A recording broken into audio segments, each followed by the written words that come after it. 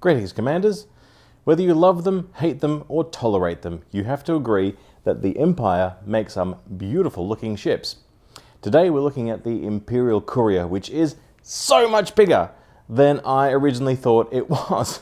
It's ridiculous. I'll try and relay the sense of scale. Let's get in there, shall we? So here we are, just to orientate yourself to where you normally sit in the cockpit and the view that you're used to, that you have seen 1,000 times before. Now, in terms of what we can reach from here, it's absolutely nothing. If we leant over, we could just touch the edge of that white dotted panel, presumably a speaker. Same on the other side. And there are some grab handles over there. I think that Frontier actually does themselves a disservice by making the scale of these things weird, because that grab handle is massive.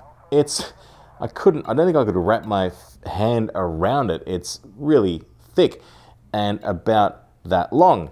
And before I get any more innuendo jokes, I'll move on. So first, let's say hello to Commander Headless as per normal. Hello, Commander. Nice little wave there of the hand, thank you, not timed at all. And the HR Geiger seat that you're in is very nice. I've had a look at the back of one of these seats before. If you want to have a look at my Imperial Eagle video, there's a bit of a rundown of the rear. But I realized I didn't get a closer look at the seat itself. So it's quite interestingly sort of patterned with these circles here, and in front of these hydraulics, that pattern sort of continues all the way down and through the foot end, and the feet have got some sort of blue glow on the underneath. I'm not sure why. And it seems like you can adjust the angle of the footrest through this little hub there. And just like some of the other ships, the seat looks like it's mounted on a slider, so it would come from all the way from over here to all the way back there, which is actually a good sort of 6 feet in terms of distance from where it's currently located to all the way over there. It'll be very interesting to see whether, once we have space legs, whether that's how the seat actually operates. From the underneath, you can see some of the slider of the throttle there, actually, where it would attach, unfortunately coming through there. And on the other side, you can see where the joystick attaches to the center there. And it does look like you should be able to adjust the forward and backward position of that joystick to suit the commander's size. Now, as I've said previously, the hands of the commanders are extremely small, about the size of a 10-year-old's fingers, or maybe 12-year-old if they're small. So there's a few things already that are a little bit broken in terms of the scale. Let's hop around this cockpit, have a look at some of the aspects of it, and then we'll be going through that door into the rear, and also looking through the floor, and all sorts of stuff that will definitely break your immersion. So if you don't want that, stop watching now. Right, over here we have the emitter for this display. I realize I've never actually talked about the size of the displays here, so I'll try and measure it for you now. So this one is about maybe 2 feet by about 1.5 feet. It's probably larger, probably a 36-inch display in terms of width, I would say. And then through here we can see the thing that seemingly actually emits it, which is probably this little diode there. And there's some black and red maybe buttons, a bit of a vent down here, some lights and indicators, some sockets perhaps, 10 amp, 35F, AR5, something, I don't know, and some adjustment knobs on the side here, all presumably to do with the holographic display there. If we take a little sneaky peek outside, you can see some aspects of the greebling on the outside and the large vents that are there behind the pilots, and the edges of the wings there, which I will get to and give you a description of scale, probably based on limousines and buses, which is seemingly the way I do things. So towards the front of the ship, we get some more premium aspects. This is another holographic display. This one is much smaller, probably a 17-inch laptop screen is the way I would describe that little one there. And the holographic projector for the ship is about the size of a dinner plate as ever. Now through here we have what seems to be another emitter maybe. Perhaps that is the projector location through here, I'm not sure, but it certainly is reflecting the interior of the ship. And there is some sort of a small display indicator and a handle. It doesn't really indicate to you what it would do. These look a bit more like speakers than they do air vents. and that is most definitely a round thing. Moving on, we have really cool carbon fiber inlaid dashboard here in 2 different tones, and then we have the main holographic projector, again at about 60 centimeters, or roughly the size of a large Lazy Susan. Down here is another light, and through here, if we stick our head down there, maybe another speaker under here, and some sort of riveted plastic maybe. It doesn't really seem to go anywhere. And then it says server access, disengage autopilot before removing panel. Probably a good idea. And pull, it says here, manual hardpoint deployment. Well, that's interesting. There's no other ship has a manual override for the hardpoints, but this one clearly does. So that's interesting. And on the other side of the dash, you just have a continuation of the materials and a bit of abrupt stopping and lack of underside rendering there, but that's okay. Some sort of bespeckled plastic there towards the edge, and then back to this floor. Now, I'll give you a closer look at this. It's really cool. It's like a microchip kind of pattern there on the floor.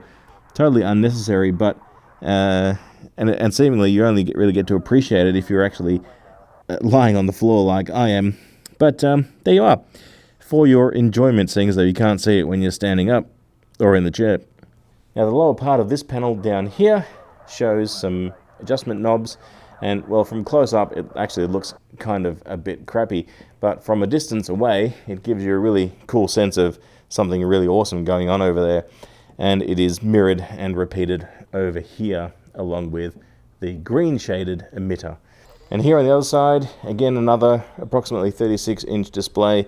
It's identical to in the size, same size as the other one, but it has a slightly different emitter in that it just has different bits and bobs. This one has pump on, pump gear on, whoop, tracking gets lost, and some other stuff that I can't really see. Okay, that's enough. And just to confirm that yes, on the other side there is the same thing, manual hardpoint deployment, as there was on that side there.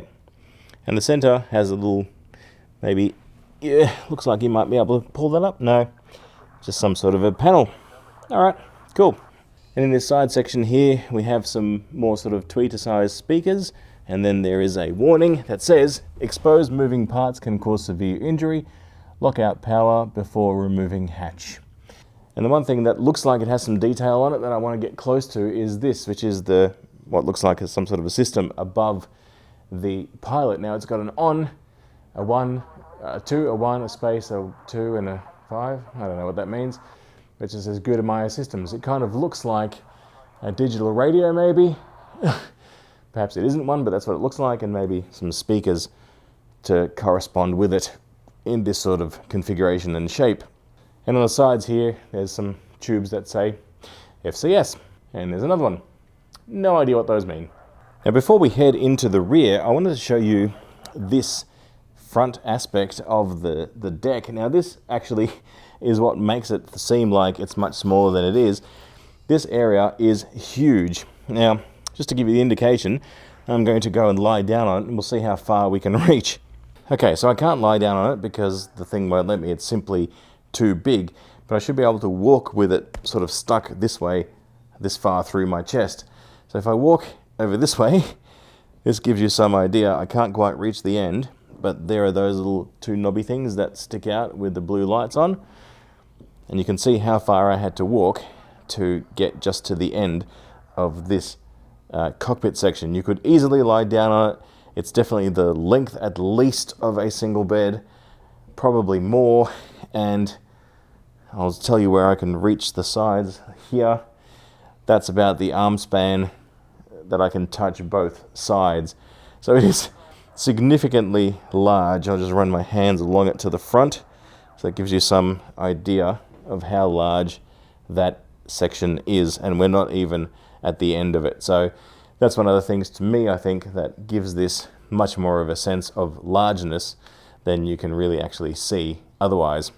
Okay, so now heading down the corridor towards the rear of the Courier, you see this large mesh sort of patterned carbon fiber that's supposed to be, with Gudimaya written on it. And again, some nice white colored carbon fiber sort of inlaid pieces there.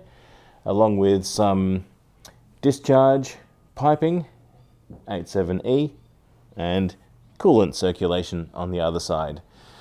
So I'm not able to actually get this thing for me to be standing on the floor. It's roughly going through where my knees are, so that gives you the sort of height adjustment there.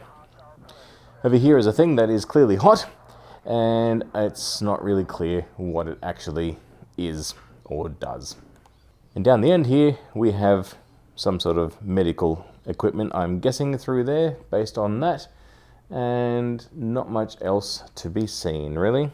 And the other side there's just a standard air conditioning sort of vent. Looks very circa 1950s rather than 3305, but why not? Timeless designs, hey? As we approach the door itself, you can see a sort of hexagonal pattern in the plastic with some pushed in inlays, and again surrounded by the white carbon fiber sort of outer perimeter.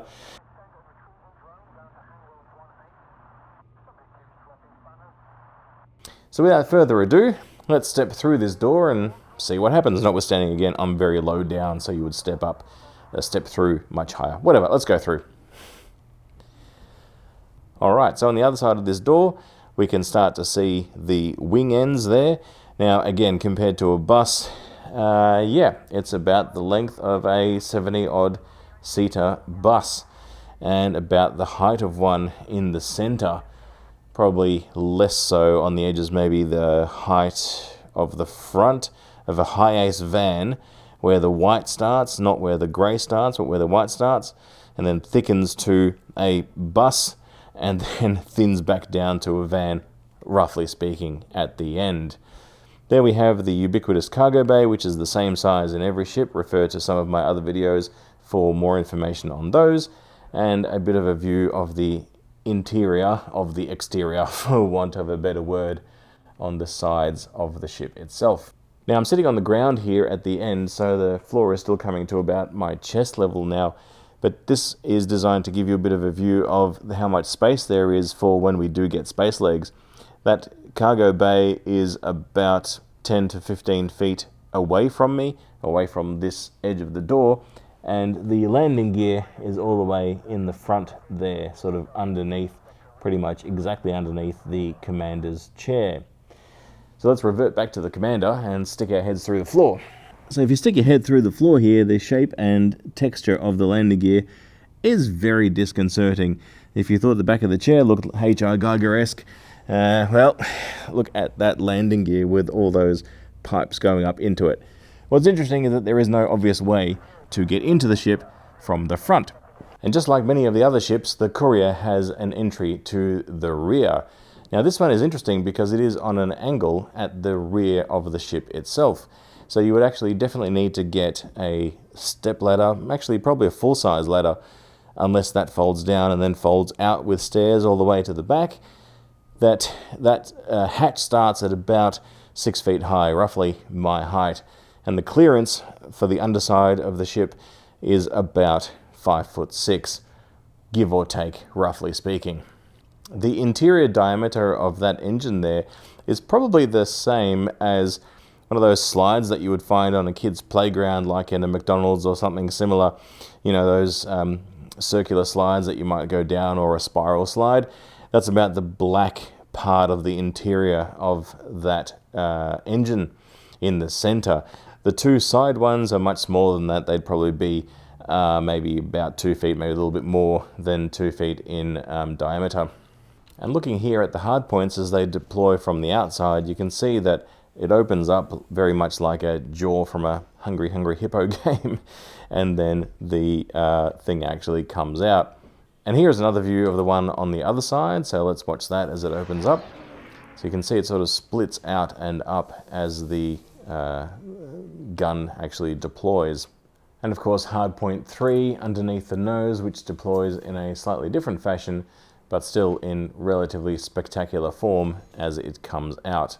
Okay, if you imagine that thing, the barrel sideways, and someone trying to wear it as pants, it'd be about my waist in terms of circumference. So like a 36 to 38 size pant waist would be roughly how wide that is and then you can imagine one leg going down each end of the barrel. But the legs would certainly not fit, would not reach the end unless you're super tall and thin. They'd probably reach the bit of black there that's on top of the barrel is roughly where your feet would stop.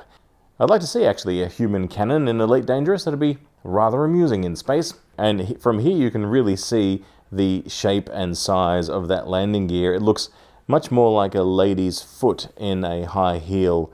That's the impression that I get from it, more so than the landing strut from a serious fighter ship. But such is life when you're part of the Empire. Alright, Commanders, I hope you enjoyed that look at the Imperial Courier. A really interesting ship, one that totally breaks the scale in terms of being able to judge it for yourself when you're in it. Hopefully me walking around and shoving my head through things has given you a better indication of what the thing actually looks like. I'll be coming at you very shortly with another video looking at another ship and sticking my head through places where they don't belong. So make sure you join me for that one. Like, comment, share, subscribe, do all the things that you would normally do. Stick a poster of it up in your local school, hand out pamphlets, do whatever you would normally do with these videos. And I'll see you in the next one. Fly safe, Commanders.